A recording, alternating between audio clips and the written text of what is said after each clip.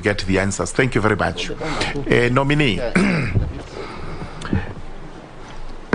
as we vet you, the rural population is actually watching you, because we may be saying grandiose things about our urban centers at the expense of people who live in the rural areas.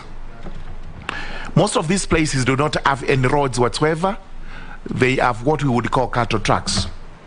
And they have to live with that in spite of the fact that the economy continues to improve and they are getting motor vehicles to use.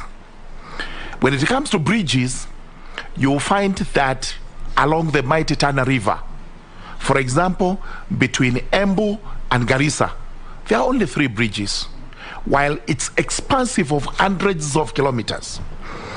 There isn't any bridge that would straight away connect Tharaka Nithi and Kitui, because what exists possibly is between the Embu and Kitui. As you take up this mighty docket, you will have 3 agencies under you: the Kera, the Kura, and the Keniha. The one that relates to rural constituencies is the Kera, and is the most underfunded. Do you have any policy, or do you propose any policy to ensure that Kera is equally well funded so that we can see an improvement in the provision of roads in the rural constituencies? Number 2, do you propose to work with, say, the Kenya Army?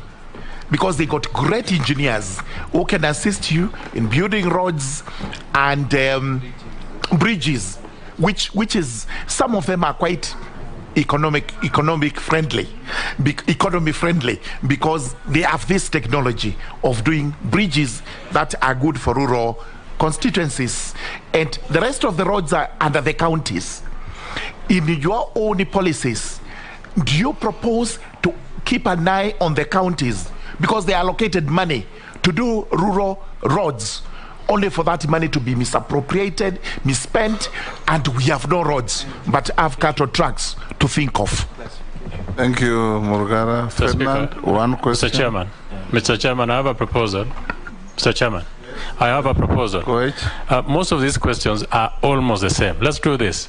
Just everyone ask, and then Murkomen, the nominee, can just answer them at once. No. Let's finish the first batch. May I also declare that the candidate before us is also my neighbor, and so there is no bias in what I'm going to ask. First of all, I want to, from your explanation, I see you are very passionate, and I'm very encouraged.